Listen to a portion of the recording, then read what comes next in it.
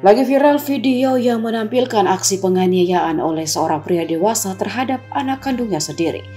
Yang menjadi sorotan lantaran sosok pelaku adalah mantan bos di perusahaan swasta ternama di Indonesia.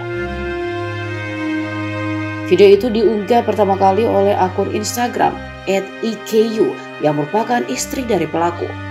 Belakangan diketahui pelaku adalah pria berinisial RIS umur 53 tahun.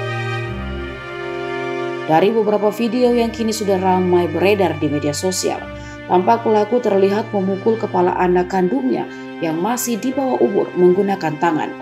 Tak sampai di situ, di video lain juga RIS tak segan menendang. Kekerasan itu bukan saja dialami sang anak, namun juga sang istri. Dan KDRT tersebut rupanya sudah terjadi sejak beberapa bulan lalu. Terlihat dari unggahan Instagramnya yang mengatakan sudah melaporkan penganiayaan itu sejak 4 bulan lalu. Namun sampai saat ini dirinya tidak mendapat kelanjutan perkembangan kasus. Sementara itu Kapolres Metro Jakarta Selatan, Kombes AD Arisam Indradi, membenarkan peristiwa penganiayaan tersebut. Ia menjelaskan penganiayaan itu terjadi di tempat tinggal pelaku di apartemen Signature Park, Tebet, Jakarta Selatan. Ibu korban sudah melaporkan penganiayaan bos perusahaan swasta itu ke Polres Metro Jakarta Selatan.